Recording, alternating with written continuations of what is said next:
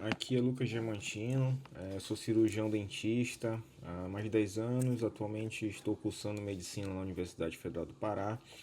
E hoje gravando essa aula de anatomia de cabeça e pescoço, aqui seria a parte introdutória. Nós vamos falar da cabeça, mais especificamente da anatomia do crânio, certo? Então, para iniciarmos, vamos fazer uma breve introdução sobre essa relação do crânio com o restante do sistema esquelético. E o nosso crânio, ele faz parte de uma subdivisão que nós temos do sistema esquelético, que é o esqueleto axial. Tá? O esqueleto axial são todos esses ossos aqui que estão pintados de amarelos.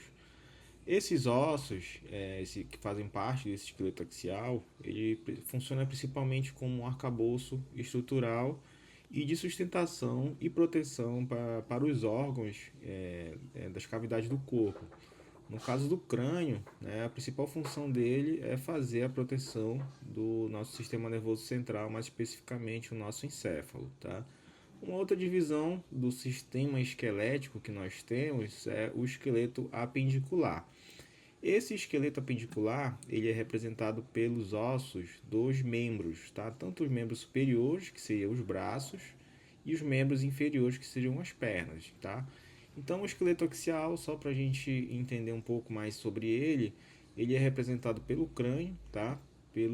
Pelas vértebras, pelos ossos da caixa torácica. Aqui nós vamos ter as costelas, o externo, e continuando aqui com as vértebras lombares e torácicas, vamos ter aqui o osso sacral, que é o sacro, e o cóccix, certo? Então o crânio ele faz parte do esqueleto axial. Então o crânio, o que é o crânio em si? Ele é um conjunto de ossos, tá? Então ele é formado por 22 ossos e tem algumas classificações anatômicas em relação ao crânio, tá? Então o crânio ele é um conjunto de ossos e ele é subdividido em algumas partes, se falando de anatomia, tá? Nós vamos ter um neurocrânio, que vai possuir 8 ossos, e o viscerocrânio, tá? Que possui 14 ossos. Além disso, nós vamos ter ossos no crânio que são pares, ou seja, eles vão estar presentes em pares, e ossos ímpares, tá? Que são ossos únicos. Por exemplo, o osso occipital, que fica na região posterior, ele é um osso único, certo? Além disso, junto ao crânio, nós vamos ter ossos associados, tá? Que são 7 ossos. Esses ossos associados são os ossículos da audição, que são 6, e o ocioide, que fica ali próximo da base do pescoço, né? Mas ali próximo da mandíbula. Tá? Então, o crânio é todo esse conjunto de ossos e ele é dividido nessas divisões anatômicas, certo?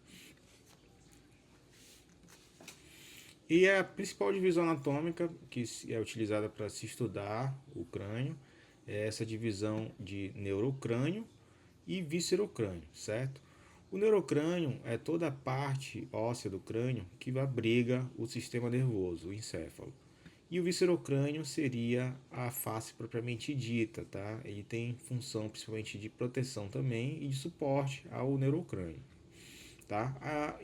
Nós temos uma região que nós chamamos de base do crânio, que seria uma região aqui, vamos dizer que é comum entre o neurocrânio e o viscerocrânio, que seria uma região aqui de ligação, nós consideramos ela a base do crânio, certo? Então, se nós fôssemos separar essas divisões anatômicas de neurocrânio e viscerocrânio, nós teríamos essa imagem, tá? Então, o neurocrânio, ele é formado por vários ossos, assim como o viscerocrânio. No caso aqui do neurocrânio, nós vamos ter o osso frontal, os ossos parentais, que são impares, tá? Tem um de cada lado. O osso occipital, que é apenas um, fica na região posterior. E nós vamos ter lateralmente aqui o osso temporal, tá? Aqui o osso esfenoide e o etimoide, tá? Aqui só para contextualizar, uma vista lateral, essa aqui seria a vista anterior e aqui posterior, ok? E o viscerocrânio, que são os ossos propriamente dito da face, ele é representado principalmente aqui pela mandíbula, pela maxila, tá? Que são ossos muito importantes no estudo da odontologia, da atuação do profissional cirurgião dentista. Além disso, vamos ter aqui um par de osso zigomático, E também os ossos nasais, que são impares, tá? São dois, e o osso lacrimal, tá? Só para a gente lembrar aqui que a maxila, ela também é um osso par. A mandíbula é um osso ímpar, é um osso único, ok? Então, como é que se estuda a anatomia dos ossos do crânio? Bom, primeiramente a gente precisa entender sobre as vistas do crânio, tá? Para a gente partir do estudo mais aprofundado das estruturas, dos apontamentos ósseos, que seriam os acidentes ósseos. Primeiro a gente tem que ir lá na base para a gente começar a entender como é que se estuda o crânio. Então, primeiro nós estudamos as vistas, tá? Então, o crânio é estudado por vistas. Nós vamos ter aqui algumas vistas. Aqui vamos ter a vista anterior do crânio, a vista lateral, a vista inferior, que possui vários acidentes ósseos, é bem detalhada essa região da vista inferior, e vamos ter também a vista posterior. Tá? Além dessas vistas externas, nós conseguimos estudar também o crânio internamente. Para isso, é feito alguns cortes para fazer esse estudo da parte mais interna do crânio. Tá? Aqui nós vamos ter um corte muito importante, que seria o corte sagital, que é o mesmo corte sagital mediano do nosso plano anatômico. E tem algumas estruturas que a gente só consegue visualizar nesse corte. Por exemplo, o seio frontal, aqui do osso frontal, desse osso aqui em amarelo, nós só conseguimos visualizar ele nesse corte sagital. Um outro apontamento que nós só conseguimos visualizar aqui nessa vista, nesse corte, seria o seio esfenoidal do osso esfenoide, tá? Que seria essa estrutura aqui próximo da cela túrcica, tá? Então, esse é um corte muito importante. Além disso, um outro corte também muito importante é o corte transversal. O corte transversal, aqui a gente tem uma imagem demonstrando, né, como é feito esse corte. Nós separamos aqui o crânio, né, com a calota craniana, e aqui temos uma parte mais inferior, que seria a base do crânio, tá? Onde visualizamos aqui todas as estruturas internas aqui da base do crânio, onde visualizamos também alguns ossos, tá? E aqui é muito importante essa vista, porque tem muita relação com nervos e vasos sanguíneos, tá? Então aqui vamos ter vários forames, que são pequenas orifícios por onde saem nervos e vasos sanguíneos, tá? E é importante também o estudo nessa vista aqui, que é um corte transversal. Aqui é uma vista interna da abóbada craniana, também chamada de calvária ou da calota craniana. Vamos também ter alguns apontamentos anatômicos importantes a se estudar, tá?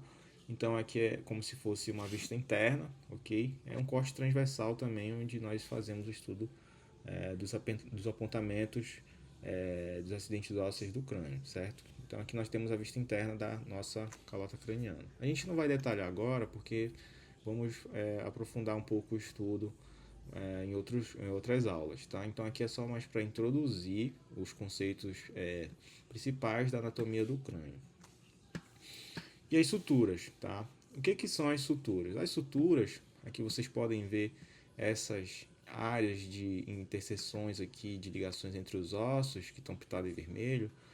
Todas essas linhas aqui são chamadas de suturas, certo?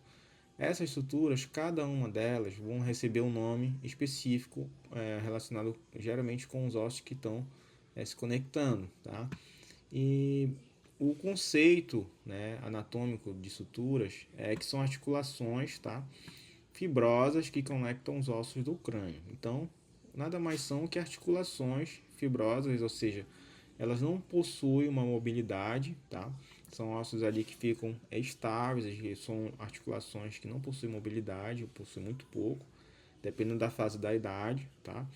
E cada sutura dessa vai receber um nome. Então é importante estudar as suturas na anatomia, porque são pontos de fragilidade. Geralmente, quando ocorre traumas de crânio ou de face, as suturas são áreas predominantemente fragilizadas, onde ocorrem as fraturas ósseas em acidentes.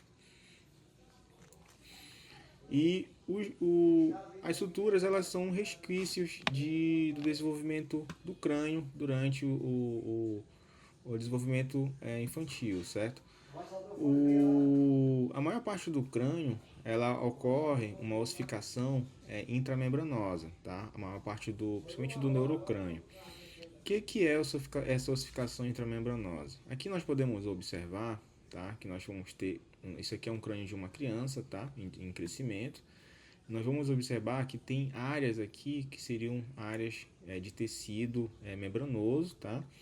E aqui vamos ter o osso, tá? Então aqui a gente observa que ele não está totalmente formado, esse osso aqui nessas regiões, tá? Eles não estão totalmente conectados. Aqui também na vista lateral, tá? E nós chamamos isso aqui de fontículos ou fontanelas, tá?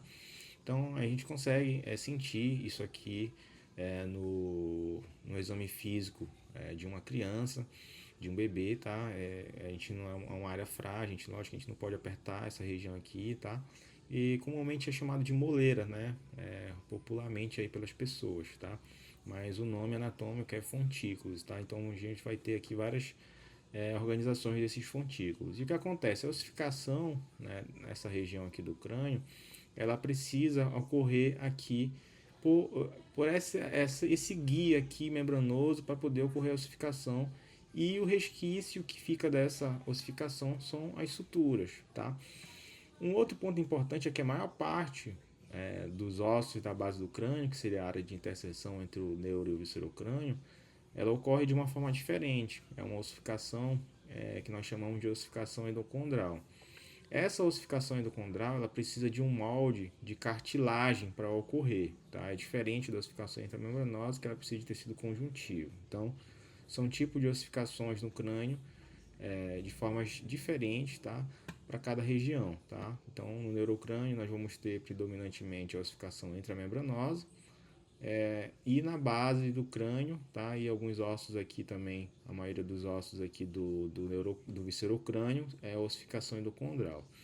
Então, as suturas ela nada mais são que resquício desse desenvolvimento aqui ósseo da infantil, certo?